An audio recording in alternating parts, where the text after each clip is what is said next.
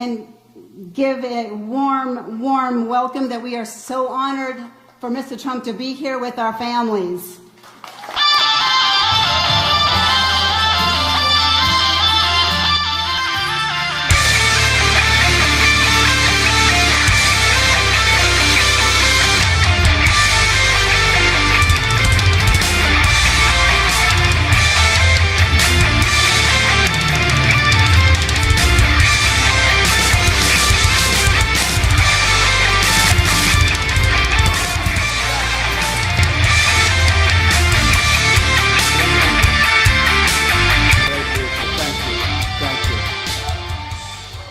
Thank you, Maria, for the introduction. It's beautiful.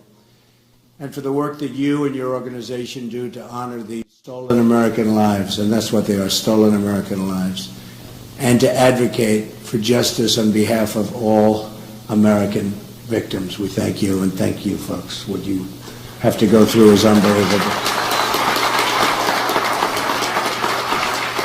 I'm honored to be here today and to shine a national spotlight on a group of victims who have been forced, and I mean truly forced, into the shadows. Your stories are not featured in the news. You have no demonstrators taking to the streets on your behalf. You have no special interest taking up your cause. And the politicians ignore your cries for help. But I never will. I will never.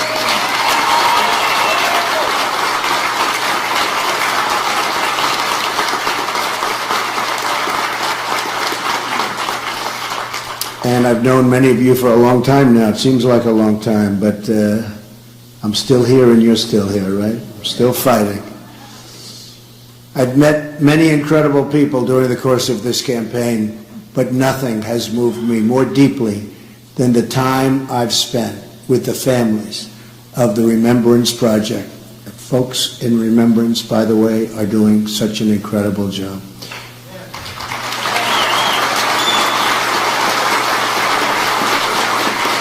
And the strength and the courage that you've shown in your very often lonely fight for justice will get there. You are the heroes. You are. And your actions will help us to save the next 1,000 American citizens from losing their brothers and sisters and sons and daughters and parents. The most fundamental duty of government is to protect American lives.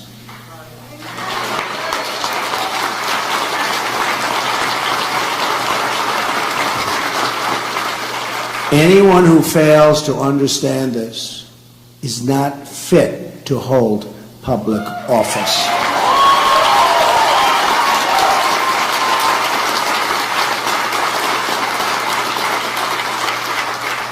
Every day our border remains open, innocent Americans are needlessly victimized and killed. Every day sanctuary cities are left in place. Innocent Americans are put in harm's way. Every day we fail to enforce our laws. In a day, and this is absolutely happening all the time, is a day when a loving parent is at risk of losing their child. And it's happening every single day.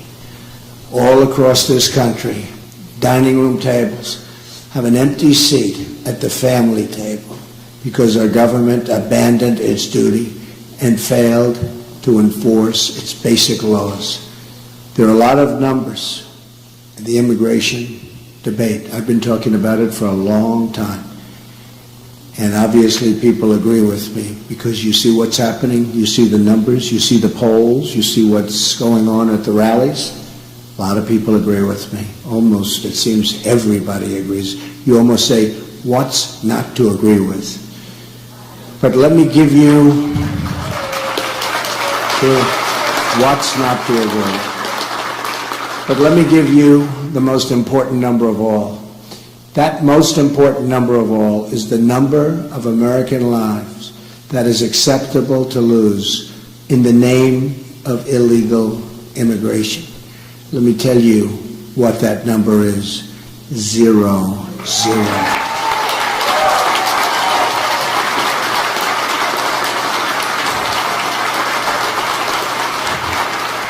Our nation should not accept one lost American life because our country failed to enforce its laws. What do you tell the mother who just buried her daughter because someone was released at the border who should have been sent home or should have been imprisoned in another country? What do you tell the young boy who will grow up without a dad because a criminal was deported 5 times but was allowed to keep coming back and coming back and coming back into our country, doing tremendous harm? What do you tell the wife who's lost her husband because a sanctuary city released an illegal immigrant from behind bars? This has to end. It will end. If I become president, I promise you it will end.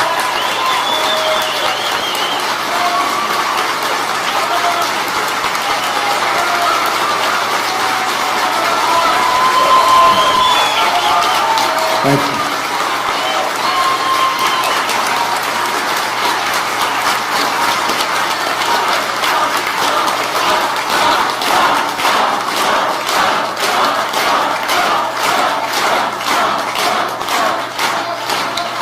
Thank you, everybody. Thank you. Thank you. I love you. We love everybody in this room. Special people. Not one more American life should be given up in the name of open borders. Just look at what happened in the last few days. Last week it was reported that authorities detained an illegal immigrant in the Austin area who was responsible for nearly a dozen sexual assaults and had been previously deported 5 times within a 3-year period. Earlier this week in Kansas, a sheriff's department master deputy was killed, apparently by an illegal immigrant. The driver was previously arrested for DUI in California in 2001 and for traffic violations in Kansas. Deputy Collins was killed only hours after his daughter's 4th birthday. A few days ago, 2 correctional officers in California were critically wounded after being shot by an illegal immigrant who overstayed his visa. This individual had been convicted of child rape and was slated to be deported, but his home country refused to take him back. He was simply too bad, too tough, too evil. They said, "We refuse to take him back." One of the victims has 6 children, is an Air Force veteran, and a high school football coach. The other victim is a mother and a grandmother. When Hillary Clinton was Secretary of State, the matter of this country, and think of this, matter of this country refusing to take back their deported citizen came before Hillary Clinton's desk, oftentimes, many times. But she failed to take forceful action and ignored the federal law requiring her to suspend visas to countries that don't take back their citizens. She didn't want to get involved. Politicians. According to a report from the Boston Globe, from the year 2008 through 2014, nearly 13,000 criminal aliens were released back into U.S. communities because their home countries would not take them back. They were too tough, they were too angry, they were too evil. They don't want them back. And we don't force them back. We want to be nice people, we want to be nice and politically correct, and they're all roaming the streets. Most of these 13,000 releases occurred on Hillary Clinton's watch. She had the power and the duty to stop it cold, and she didn't. Now my opponent will never meet with you. No interest. You know that because you've been trying for a long time. Years. They've been trying for years. She will never hear your stories. She will never share your pain. She will only meet with the donors and the special interests and the Oprah and, the open border advocates. Her plan calls for total amnesty in the first 100 days, which means Obamacare, Social Security, and Medicare for illegal immigrants. Her plan calls for catch and release on the border, sanctuary cities, ignoring visa overstays, closing detention centers, and a virtual end to immigration enforcement in the United States of America. Hillary Clinton has even announced that she plans to go around Congress and implement amnesty by executive order, violating our Constitution and putting the entire nation in grave peril. Hillary Clinton is the person, and I mean the first person, to ever run for the presidency of a country effectively proposing to abolish the borders around the country that she's supposed to be representing.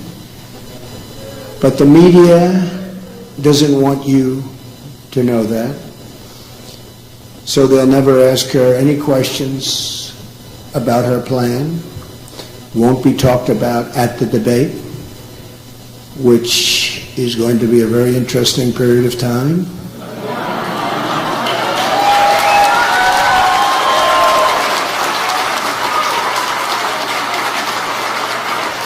Like how she'll afford to give lifetime welfare and entitlements to illegal immigrants, or how many people will be victimized because of the illegal immigrants that will be released from federal custody, right at the border or inside of the border. She's not asked to explain what she'll say to the American workers who lose their jobs when she prints out millions of work permits for those here totally against the law, many of whom have very, very substantial problems. Your cause and your stories are ignored by our political establishment because they are determined to keep our border open at any cost. To them, your presence is just too inconvenient. That's all it is. It's an inconvenience. But help is coming, I'll tell you that. Help is coming.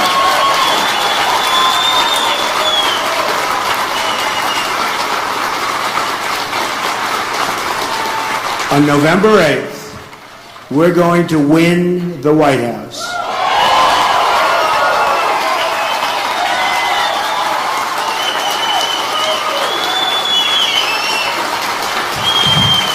And we are going to deliver justice for every American family and every single American victim. You know what that means. You know what that means. Together, we will save American lives and prevent the next 1,000 American parents from suffering the same fate as the people in this room today. Their loved ones will not have died in vain, believe me. They will not have died in vain. Since 2013 alone, think of this. Since 2013, the Obama administration has allowed 300,000 criminal aliens to return back into the United States and its communities. These are individuals encountered or identified by ICE, but who were not detained or processed for deportation. According to the federal government's own data, there are more than 2 million convicted criminal illegal immigrants inside of the United States right now. 2 million. And we wonder, why do we have such crime? Why do we have such violence? And this is true violence. This is violence like most people have never even heard of before. However, this figure does not include the many individuals who have committed crimes but escaped justice, fled the jurisdiction, or were otherwise never caught. And many of the folks are in that position where you even sometimes know who they are, and yet they're never caught. We're going to catch them. We're going to catch them.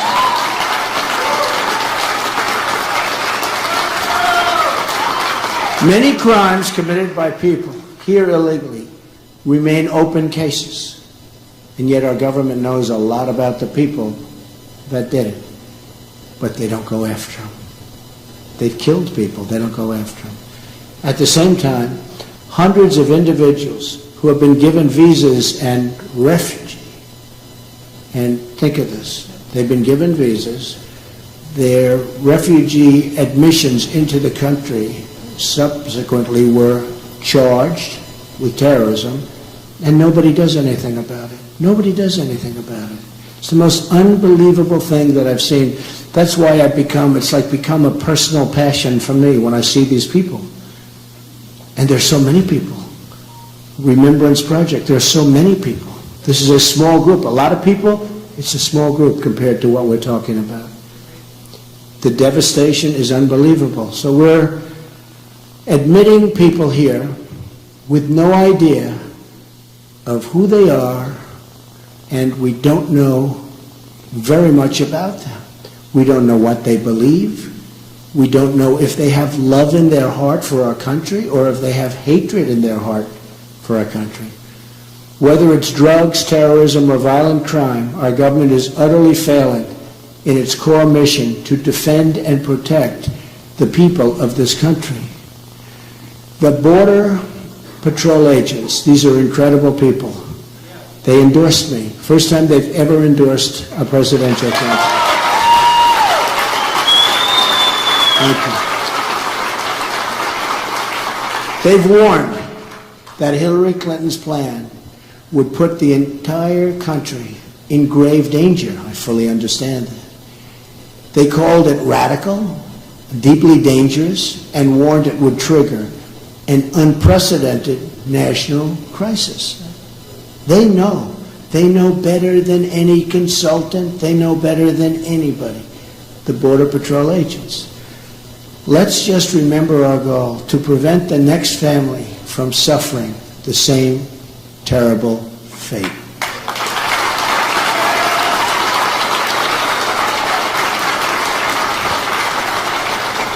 That is what is at stake in this election. So I am now going to invite some of the bravest people I know, and I mean that 100%, to come up here and speak. Let's start maybe from this side. We've picked 5 families, and if you could say a few words. So how about we start over here? Come on. Perfect. Thank you. Thank you, everybody. Thank you so much. Thank you so much for being here. My name is Laura Wilkerson. Our son Joshua was killed in 2010. He was brutally beaten, tortured, strangled to death, and then his body was set on fire. We sent out letters to every presidential candidate on the Republican side, and the only one we got back was from Mr. Donald Trump. He's really given us a voice. Our goal is to help people when this happens to them in their life. The first goal is to stop it, but we know there'll be more before it's stopped. And we want to be able to help them with burial expenses and legal counsel if need be, and to tell them that we have rights. We should have more rights than the killer.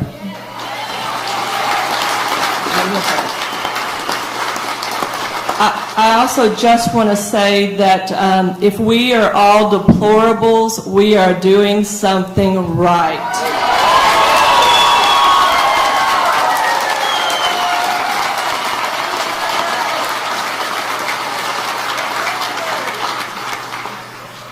My name is Brenda Sparks. My son's name was Eric Cepeda.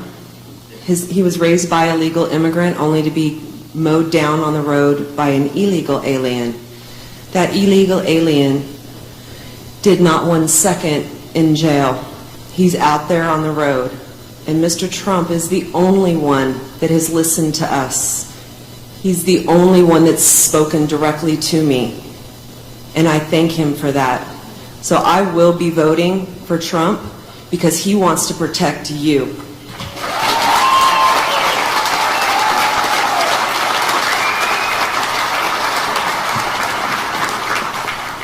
My name is Julie Golvach, and my son Spencer in the Following new developments out of Philadelphia this hour as well. There's an ambush.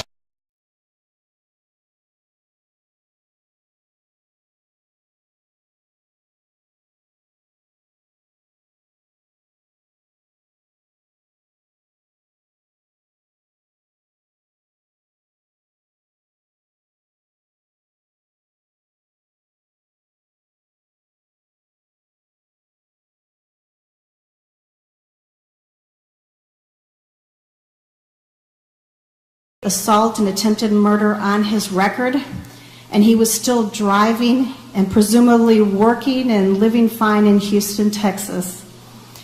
Fortunately for our family, a sheriff's deputy came at the end of the shooting spree and put an end to the shooting spree and to the illegal alien so he could continue on with what he was doing.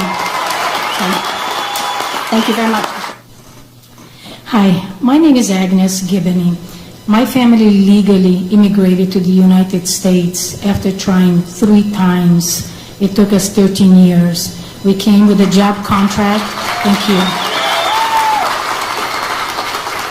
My father had a job contract. We had to sign a legal document stating that we would not apply for public assistance.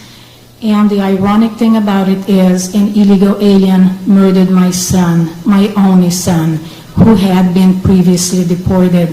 My biggest fear is that anyone would have to go through the life sentence that I live with and other families live with because of what this guy did to our family.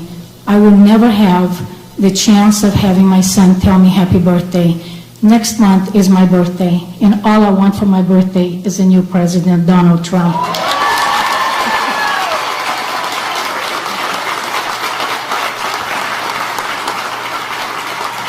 Hello, my name is Juan Pina, and my daughter Christy had just turned 14 years old when they found her murdered in Artichokeville in Castroville, California.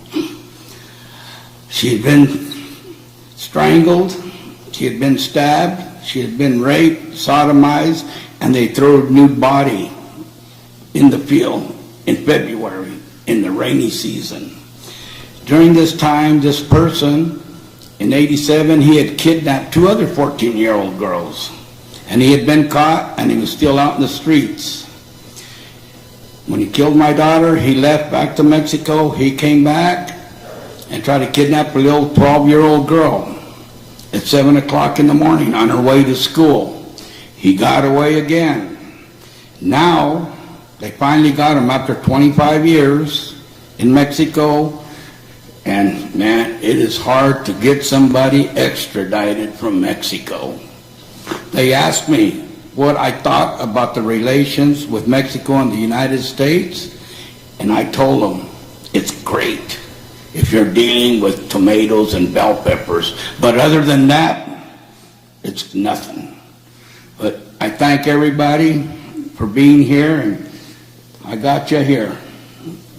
And I come from a sanctuary city. Thank you. Thank you very much.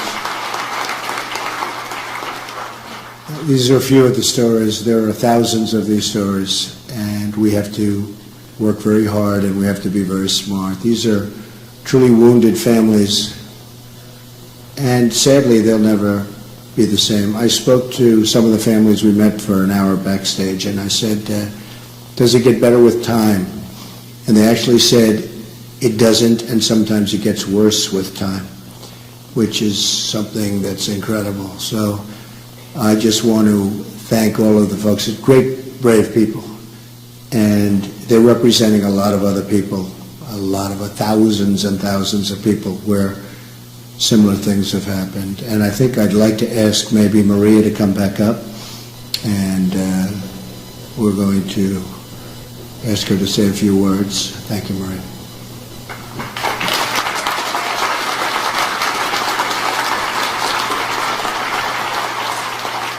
Again, thank you all for being here, and please stay involved. And with for all the families here, we're going to make a presentation. Tim, will you make that? Yes. Mr. Trump, In honor of the work that you have done for these families and families across the country, and the work that you're going to do as President of the United States of America, I present this plaque representing the loved ones of the families who've been killed by illegal aliens who are here with us today. And with that, we say, from the Remembrance Project and the families who have lost their loved ones, and those who have not yet, but unfortunately will, lose their loved ones to illegal aliens, we present this memorial to you. Thank you. Thank you very much.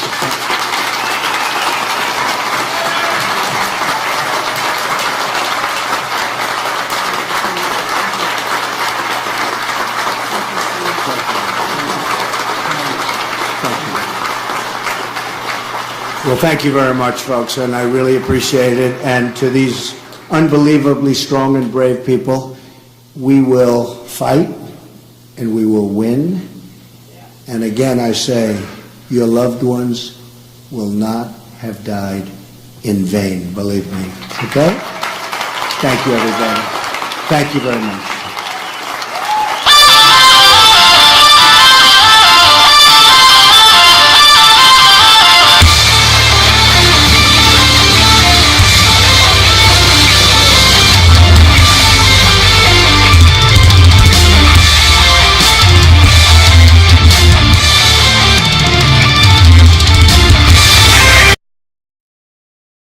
All right, thank you very much, everyone, for joining us and choosing us as your stream of choice. I made it back. I made it back in one piece with no sleep and ready for another rally. It should be coming within the next hour, so don't go anywhere. Trump will be live. Honestly, I don't know where, but like I said, we'll be back in just a few minutes. I'm going to shut down, get everything ready for the next rally, and we'll be back up. I didn't upload any news this morning because of the event that I went to, but I could say with some certainty that we will be doing a few more events with Latinos with Trump, hopefully, if everything goes well. And they have been acknowledged by the Trump administration, by the Trump campaign. They have been acknowledged, so that's very good. I'm so happy for them. They work very hard here in California to try to get as many people to vote Trump, and I appreciate them, and I thank them for letting us stream their events. We always have a lot of fun, and we will continue supporting them and continue pushing and all the way up until November the 8th, and even 4 years from now when Trump goes in for re-election. So yeah, thank you very much, everyone. And don't worry, this is once Trump wins on November 8th and he gets inaugurated on January the 20th, we don't end it there. Okay, there is always going to be a Trump event or speech or State of the Union or whatever. So we're going to go from here until 8 years from now and beyond. So we're going to be bringing you news that nobody else brings. We're going to bring you, like it says, events, rallies, and breaking news all the time from now until we possibly can. So yeah, thank you very much. I'll see you guys in an hour. Thank you. Peace.